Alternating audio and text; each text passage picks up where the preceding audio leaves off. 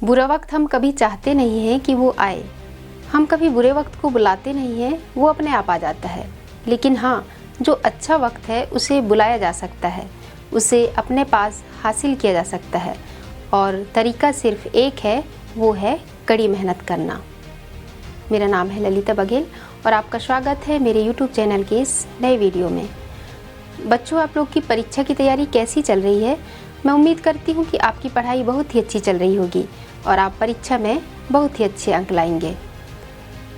तो आज के इस वीडियो में हम जानने वाले हैं कि हमें परीक्षा के दौरान क्या करना चाहिए और क्या नहीं करना चाहिए और हमें क्या सोचना चाहिए।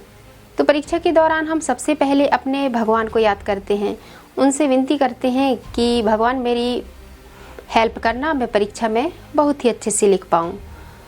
तो भगवान पे विश्वास तो रखें, क्योंकि भगवान की विनती करने से हमारे मन को शांति मिलती है।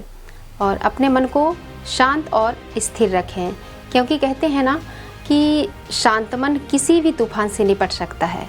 तो भगवान पे विश्वास रखने के साथ साथ खुद पर भी विश्वास रखें, अपनी तैयारी पे विश्वास रखें कि मेरी तैयारी बहुत ही अच्छी है, मैं परीक्षा में बहुत ही अच्छे से लिख पाऊंगी या लिख पाऊंगा।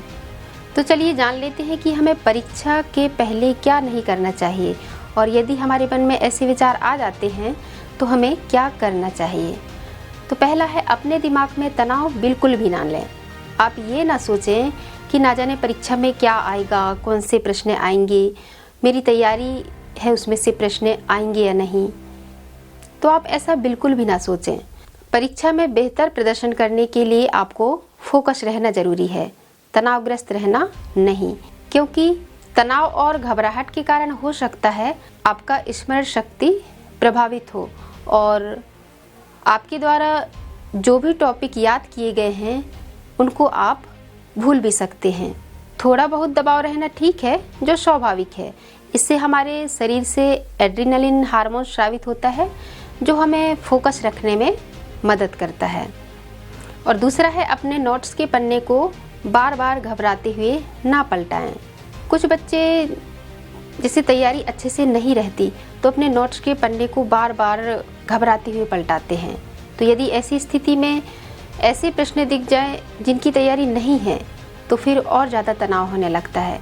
तो आप ऐसा ना करें, आप रिलैक्स होकर सिर्फ पढ़ी हुई चीज़ों का रिवीजन करते रहें। और तीसरा है, जिन प्रश्नों की तैयारी नहीं हुई है आप उनके बारे में ना सोचें, आप उनकी तरफ देखें भी ना। तो हम अक्सर क्या करते हैं, जिनकी तैयारी नहीं है उन प्रश्नों के बारे में सोचने लगते हैं कि ये कहीं परीक्षा में आ गए तो क्या करूँगी या फिर क्या करूँगा। तो आप ऐसा ना सोचें। यदि आप ऐसा सोचेंगे तो आप जो प्रश्न उत्तर याद किए हैं ना, आप उनको भी भूल जाएंगे। चौथा है, मन में नकारात्मक विचार ना लाएं। आप ये ना सोचें कि मैं कुछ भूल न जाऊं या फेल ना हो जाऊं। तो आप अपने मन में सकारात्मक सोच रखें, क्योंकि कहते हैं ना, इंसान की हार का मुख्य कारण है नकारात्मक सोच। इसलिए ऐसा ना सोचें।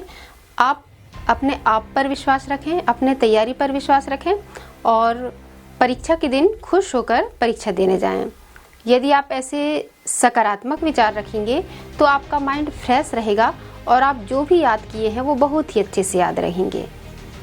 और जैसे कुछ ऑब्जेक्टिव प्रश्न हैं वो परीक्षा में आ जाते हैं और आपको याद नहीं है, तो यदि आप फ्रेश माइंड से उन ऑप्शन का जो गैसिंग लगाओगे तो आप शायद सही उत्तर चुन सकते हैं। तो परीक्षा के एक दिन पहले आप सिर्फ पढ़े हुए चीज़ों का रिवीजन करें और आप कुछ बड़े टॉपिक हैं या कुछ नए प्रश्न हैं उनको याद ना करें।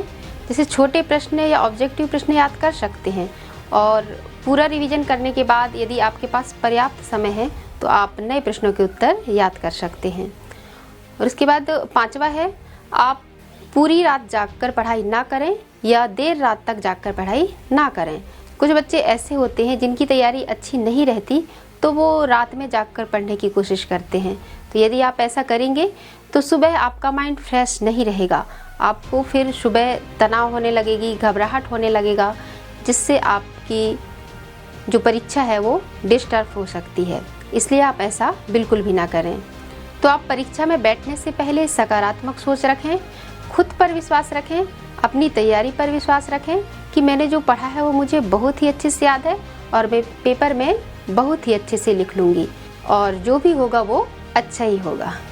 तो बच्चों, अभी आपके पास पर्याप्त समय है, आप शुरुआत से ही तैयारी करना चालू कर दें।